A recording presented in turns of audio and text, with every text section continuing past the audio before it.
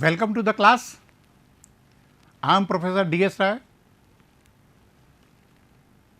Professor, Department of Civil Engineering, BVD, Institute of Technology and Management, Lucknow. Today we will discuss material testing and construction practices KCE 401, in which we will take up lecture 11, in which we will discuss ferrous metals.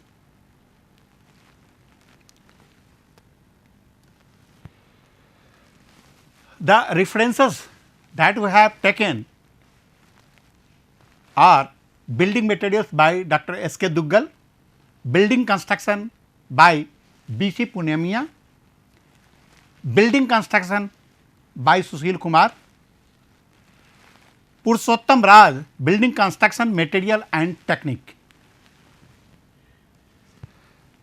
The contents of this lecture will be ferrous metal, properties, type of iron and steel, pig iron, cast iron, wrought iron, steel, mild steel, high carbon steel, high tensile steel, characteristic of reinforcing material, twisted bars, stress strain curves. So, first of all we discuss ferrous metals. The ferrous words comes from the Latin word. It is in Latin word it is a ferrum, that means iron. So, ferrous metals with iron as a main constituent. Ferrous exists in nature as a compound of oxide, carbonate, sulphide, and they are also known as ores. The iron contents in ores are magnetite Fe3O4 70 to 75%, hematite Fe2O3 nearly 70%, limonite 2Fe3O3 3H2O 60%, iron pyrite FeSe3 47%, cinderite FeCO3 40%. So, these are the constituent of the ores. The metals are derived by removing the impurities in the ores. Heating the ores in the presence of reducing agent in the formation of CO, carbon dioxide, and carbon monoxide liberated as a gas and a metallic ion. The properties of iron are hardness, durability, tensile strength, magnetic property, ferrous metals, that includes. So, first of all we discuss hardness. Ferrous metals are quite hard and it could withstand the stresses coming on the metals. Durability, it is a quite durable, it will withstand for a longer time. The specific property of the ferrous metals are tensile strength, and the tensile strength of the ferrous metals separate it from the other metals, because it has a tensile strength and many of the things are weak in the tensile strength, like concrete, which is quite a strong in compression, but very weak in tensile strength, whereas the ferrous metal it has a tensile strength. Magnetic property, the ferrous metal has a magnetic property, means the metal can be converted into the magnet. So, it could be magnetized. The ferrous metals that includes alloy steel, pig iron, cast iron, wrought iron. So, these are the alloy, these are the types of iron and steel. So, we will discuss one by one. First of all, we discuss pig iron. The composition of pig irons are carbon 3 to 4%, silicon 0.5 to 3.5%, manganese 0.5 to 2%, sulfur 0.2 to 0.1%, phosphorus 0.3 to 1%. So, these are the composition of the pig iron. The properties of the pig iron are, it is quite hard, but it is brittle with the fusion temperature of 1200 degree centigrade. It could be melt easily, it cannot be tempered, and it cannot be magnetized.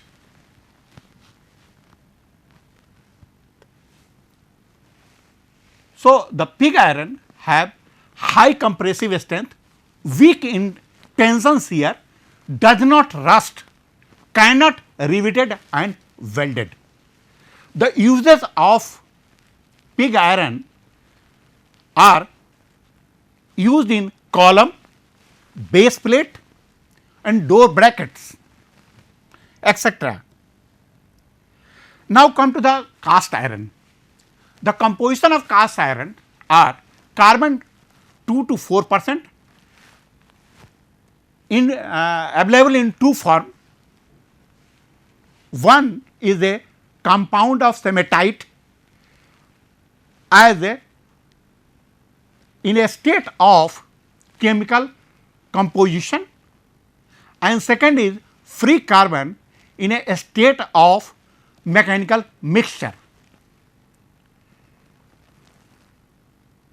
Now, the properties of the cast iron are, it is hard and brittle, neither welded nor riveted, strong in compression, having 600 Newton per millimeter square, weak in tension 150 Newton per millimeter square. The specific gravity of cast iron is 7.5, Poisson's ratio 0.2 to 0.3, having low melting point, that is 1200 degree centigrade. It is quite affected by sea water, it cannot be magnetized, it is not suitable for fogging. The uses of the cast iron are generally used in bathroom fittings, sewers line, pipe fittings, etc., etc. It is also used in mechanical wheels, etc. Now, come to the wrought iron. The composition of wrought iron: carbon 0.15%, silicon 0.15 to 0.2%, manganese 0.03 to 0.1%, sulfur 0.02 to 0.1% and phosphorus 0.02 to 0.03%. The properties of wrought irons are: it is quite ductile, it is malleable, it is quite tough, it is moderate elastic, crushing strength is 200 Newton per millimeter square, tensile strength 40 Newton per millimeter square. The tensile strength in transverse direction will be 60 to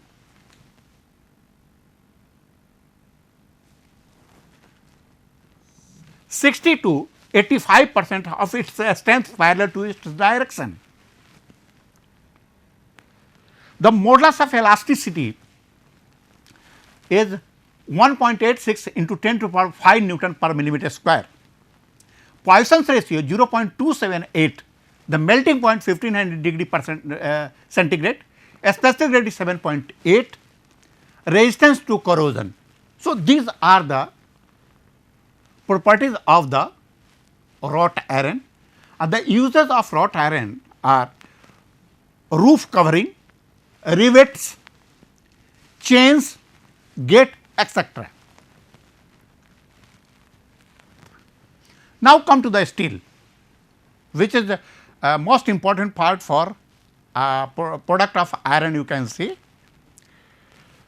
Essentially, all alloy of iron and steel, but contains other elements and impurities. Most suitable building material among the malleable, among the metallic material, controlling carbon content, alloying element, heat treatment, desired combination of hardness, ductility and strength can be obtained in a steel. A steel may be classified on the basis of the carbon contents, the type of steel and the carbon contents. So, here the dead mild steel, the carbon content is 0.15, mild steel 0.15 to 0.3, medium carbon steel 0.3 to 0.8, high carbon steel 0.8 to 1.5, or hard steel, it is more than 1, is also called cast steel or tool steel.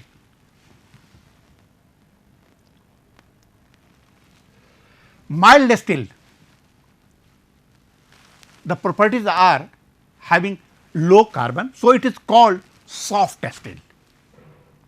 It is quite ductile, malleable, quite tougher, more elastic than the wrought iron, can be forged and welded, difficult to tamper and harden. Rust quickly.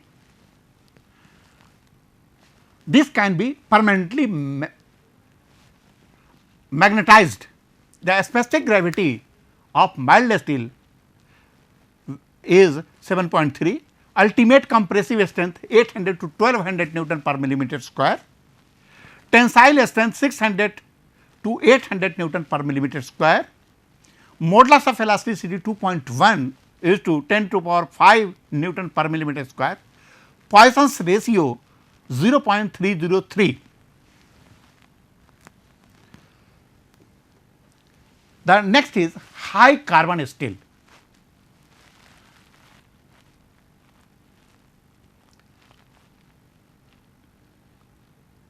So, first of all, we the uses of the mild steel, we can say here it is used in roll section, reinforcing bar, roof covering, seat pile and railway track. Now, come to the high carbon steel. The properties are high carbon varies from 0.55 to 1.5%, hard steel, it is tougher and more elastic than the mild steel, forging and welding with difficulty. It is not easier to weld or forge, but with difficulty it could be done. The ultimate compressive strength is 1350 Newton per millimeter square, tensile strength 1400 to 2000 Newton per millimeter square, modulus of elasticity 2.06 into 10 to the power 5 Newton per millimeter square, Poisson's ratio 0.295, specific gravity 7.9. The uses of high carbon steel is as a reinforcing cement concrete. It is used in pre-stress concrete member, can take shocks and vibration. This is the important property of the high carbon steel. By this steel we can make tools and machine parts also. So, now the next is high tensile steel. The carbon content is 0.6 to 0.8%, manganese 0.6%, silicon 0.25%, phosphorus 0.05%, high strength steel, a medium carbon steel. The ultimate tensile strength is 1400 to 2000 Newton per millimeter square. Modulus of elasticity is 2.05 into 10 to the power 5 Newton per millimeter square. The Poisson's ratio 0.28, minimum elongation 10%.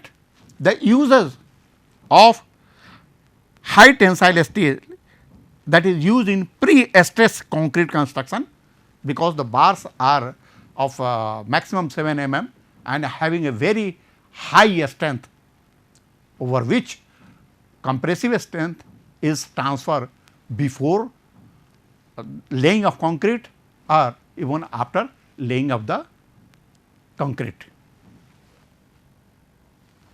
Now, the characteristic of reinforcing material. The characteristic of an ideal reinforcing materials are, it should be easily and cheaply available in bulk. It is very important.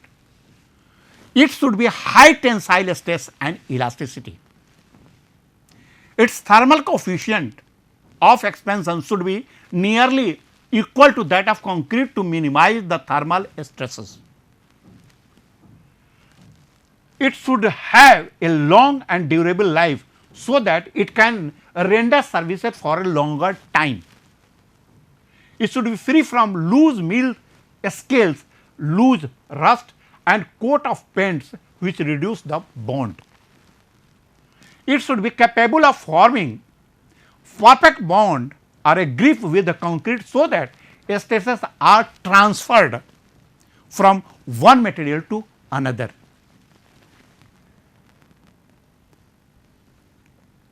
The characteristic of reinforcing material, steel as a reinforcing material.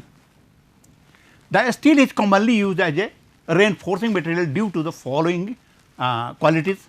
It possesses high tensile strength and elasticity. Its thermal coefficient is nearly or equal to that of concrete, that is and respectively. It develops good bond with concrete. It is cheaply and easily available in the bulk. It is economical compared to all other aspects. Now, the deformed and twisted bar.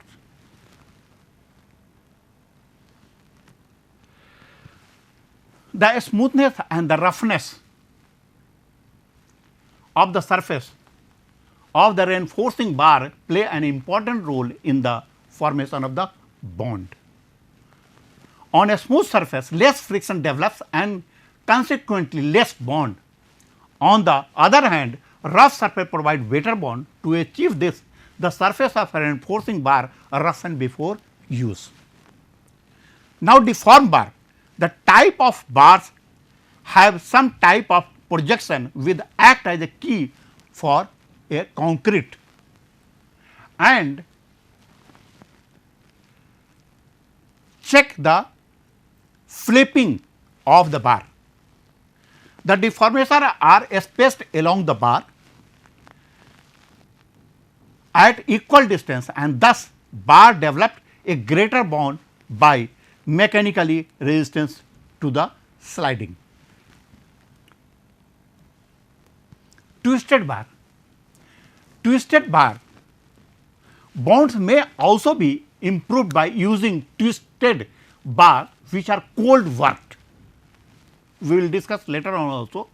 The cold twisted bar increase the yield stress by about 50% and thus save the reinforcing material by 33%. So, it is a very important as far as economy is concerned. The increase in stresses due to the path of twist. Most suitable pitch is 9 centimeter to 12 centimeter. If the pitch exceeds 12 centimeter, the stress reduces.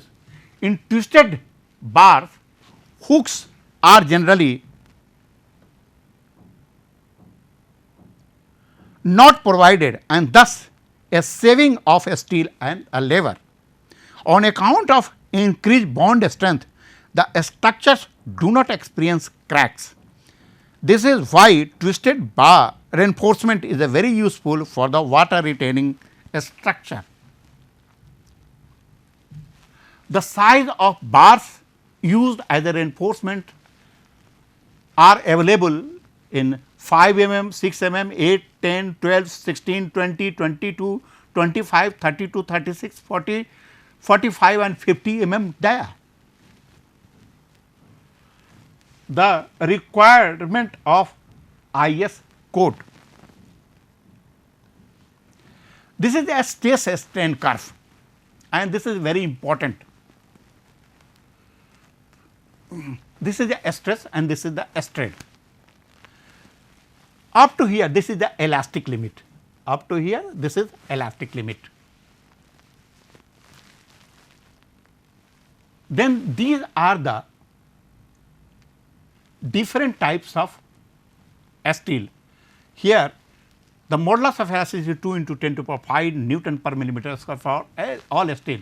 So, for Fe 500, the curve means the plastic range is more, means here the elastic limit is more than the Fe 415 and Fe 250. So, this is the stress strain curve which is used. Thank you very much.